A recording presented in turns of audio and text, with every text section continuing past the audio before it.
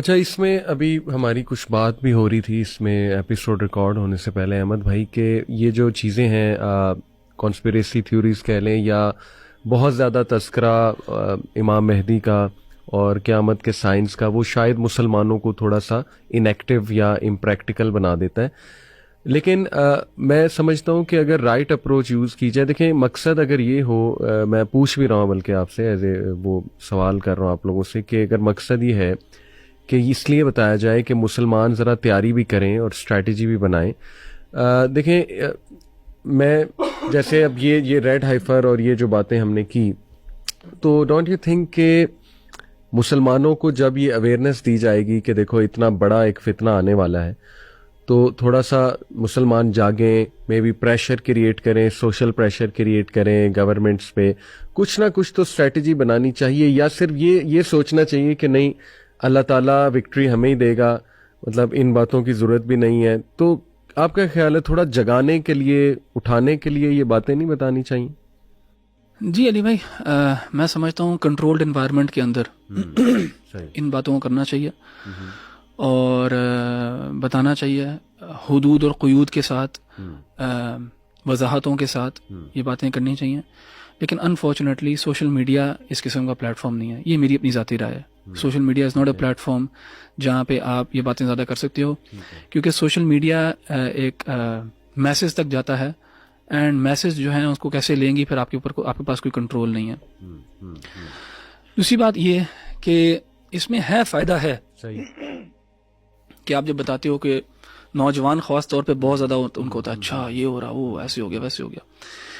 लेकिन quite frankly मैंने जो देखा है अपने एक्सपीरियंस के अंदर, नौजवान इससे फैसिनेशन ज़्यादा लेते हैं, अमल कम लेते हैं। फैसिनेशन ज़्यादा लेते हैं, अमल कम लेते हैं। वेयर एज अगर आप कुरान की सिर्फ बात करेंगे ना, सिर्फ कुरान की, और कुरान के अंदर ये वजाहत के साथ ये बातें नहीं है, मौजूद नहीं है एक्सप्लिसिटली स्पीकिंग। आप कुरान को अगर लेंगे तो कुरान फैसिनेशन इतनी नहीं लेके आता जितना अमल लेके आता है, जितना चेंज लेके आता है। सो मैं बिलीव करता हूँ कि किसी को ये बातें, किसी को कुछ पता भी नहीं है ना इनके बारे में, कुछ भी नहीं पता ये एस्केटोलॉजी के बारे में और ये सारी थ्योरीज के बारे में, लेकिन उसको कुरान के बारे में सही पता है, उसको कुरान की नुसूस के बारे में पता है, कुरान की आयात जो है उसके दिल पे जारी हुई हुई है तौहीद और शिर्क के मामलात के अंदर। तो वो बहुत इजीली जब ये फितन का दौर आएगा भी ना तो अपने आप को बचा सकता है। I can't say the same thing about these people who know about these things. And एक लेवल ऑफ रिटार्डेशन के अंदर भी लोग जाते हैं। I am sorry to use this word, लेकिन मुझे ना यहाँ पे थोड़ा सा सख्त होना पड़ेगा, क्योंकि सोशल मीडिया के टीआरपी के लिए ये बातें बहुत ज़्यादा होती हैं एंड बहुत ज़्यादा फिर वाह होती है उन स्पीकर्स की भी जो ये बहुत ज़्यादा बातें करते भी हैं। लेकिन वो ना एक रिटार्डेशन क्रिएट करते हैं हमारी जनरेशन के अंदर, जो कि फिर उनको समझ नहीं आती कि इन रिवायात को और इन चीज़ों को हम किधर रखें on a scale of importance, कितना आगे चलें इसमें, कितना ना चलें। एक बड़े मशहूर स्कॉलर हैं जो एस्केटोलॉजी पे बहुत ज़्यादा बात करती हैं, उनका ताल्लुक जो है वो आई थिंक जमैकन आइलैंड से है। उनके आप बहुत ज़्यादा स्टूडेंट्स देखेंगे, उनके अंदर अजीब किस्म के जो है ना पेसिमिस्टिक और अजीब किस्म के जो है ना आइडियाज़ हैं दीन के बारे में, और वो जजीरे पे रहने के कायल हो जाते हैं, पहाड़ों में जाने के कायल हो जाते हैं, वो अपनी फैमिलीज़ के साथ मुश्किल कर देते हैं क्योंकि बस दज्जाल आने वाला है यार, 2024 हो गया, 25 में आ रहा है बस। सो ये किस्म की रिटार्डेशन जो है, फिर आपने हमारे एक्सपीरियंस के अंदर है, हर कोई जो है मेहदी बना हुआ है, मेहदी क्लेम करके बैठा हुआ है, वो फलां मेहदी है तो ये है, तो ये चीजें जो है ना ये हमें नुकसान ज्यादा पहुंचाती हैं। There is a reason why Allah hasn't mentioned these things in the Quran. Quran वो किताब है जो मगरिब पे भी पढ़ी जाएगी, इशा पे भी पढ़ी जाएगी, फजर पे भी पढ़ी जाएगी, यानी मैस जो है डिसेमिनेशन जो है वो कुरान की है। तो मेरे नज़दीक हिकमत यही थी अल्लाह सुब्हानहू व तआला की हाँ भी कि इसको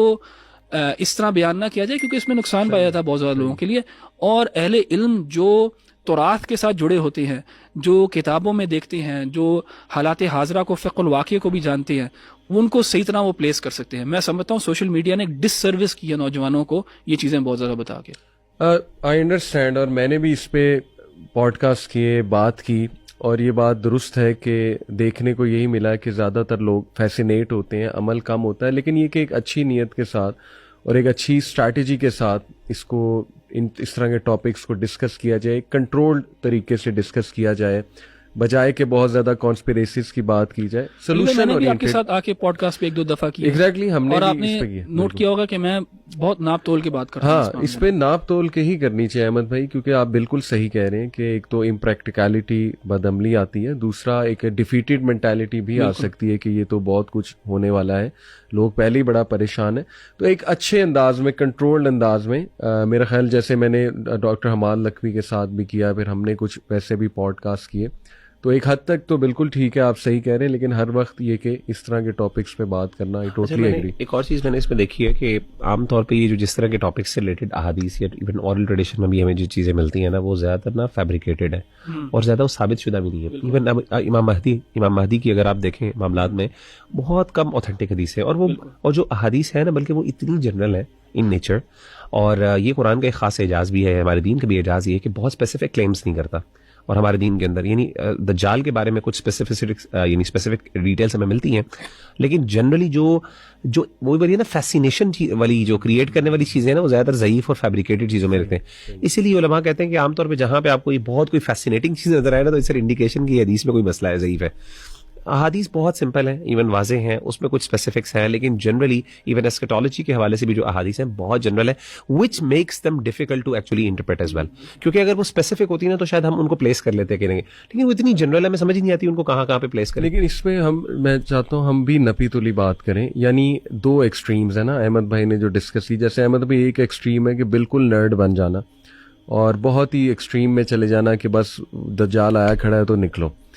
लेकिन ये भी नहीं हम कह सकते कि नहीं वो मतलब जैसे हदीस में मिलता तो है कि फितने के दौर में पहाड़ों का रुख करना पड़ेगा, और फितने के दौर में ज़्यादा से ज़्यादा ऑर्गेनिक होना पड़ेगा, अगर मैं इसको इस तरह से समझूं।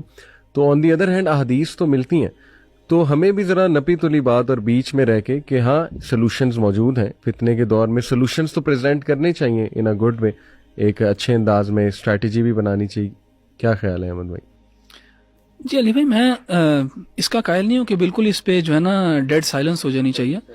लेकिन मैं ज़ाती तौर पे नहीं बिलीव करता कि अभी जो हो रहा है सोशल मीडिया के ऊपर इस चीज़ को देख के ये सनसनी, ज़्यादा सनसनी एंड क्वाइट फ्रैंकली व्यूज वगैरह के लिए आप देखें, अराइवल्स एक सीरीज आई थी, हम थे जब टीनेजर्स थे, अराइवल्स आई थी सीरीज, डॉक्टर शाहिद मसूद ने एक इसके ऊपर प्रोग्राम किया था, उसके बाद और भी करते रहते हैं, और ये टॉपिक्स फैसिनेट करते हैं हमारे नौजवानों को। लेकिन मैं क्योंकि मैं ऐसे नौजवानों को बहुत ज़्यादा जानता हूँ जिसकी चीज़ के अंदर बहुत ज़्यादा जो है ना डेल्व करते हैं, लेकिन अमल से बिल्कुल खाली हैं वो। ये हमारी गलत फहमी है कि हम इनको ये बताएंगे तो ये इनको झंझोड़ा जाएगा और ये अमल के ऊपर आ जाएंगे। वो कम होते हैं लोग, होते हैं जरूर, उसके अंदर हैं ऐसे लोग, लेकिन कम है लोग। ज्यादा लोग जो है ना वो एक बस फैसिनेशन और हाँ तो कुरान की तरफ लाना चाहिए। Which brings us to the point कि हमें ना ये जो अहादीस है ना, इनकी सही इंटरप्रिटेशन लोगों के सामने लानी चाहिए भी, क्योंकि जहाँ पे इसकी बहुत ज्यादा अब्सर्ड किस्म की हम इंटरप्रिटेशन लोगों के सामने प्रेजेंट कर रहे हैं, वहाँ पे जो इसकी एक्चुअल इंटरप्रिटेशन है जो उलमा ने की है, और अगेन वो दीन की सारी नसूस को सामने रखते हुए and keeping them at the rightful place, उन चीजों को वजाहत जो उलमा ने किया, और उससे बहुत प्रैक्टिकल चीजें जिक्र की हैं कि भाई यार ये चीजें इससे ज्यादा और नहीं पता चलता। और आप देखेंगे कि उलमा की भी एक्सप्लेनेशन के अंदर वेरिएशन पाई जाएगी। यानी अगर आप सारे जो दज्जाल से मुतालिक जितनी भी अहादीस, सही अहादीस हैं, अगर आप उनको सामने रखेंगे,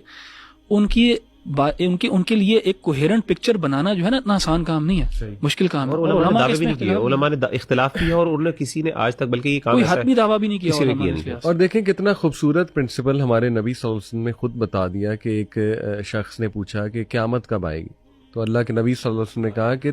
तुमने प्रिपेयर क्या किया उसके बारे में, प्रैक्टिकलिटी की। इसीलिए इस चीज के अंदर जो है ना ये एक प्रॉब्लम पाया जाता है इनहेरेंटली कि लोग जो है इस साइकिल के अंदर चले जाते हैं, फिर अमल के लिहाज से, अपनी तैयारी के लिहाज से, अगर वो कोई तैयारी कर भी रहे होते हैं तो वो दज्जाल की तैयारी कर रहे होते हैं, बजाय कि वो अपने अमल को ठीक करें और इन चीज़ों को देखें। सही बात।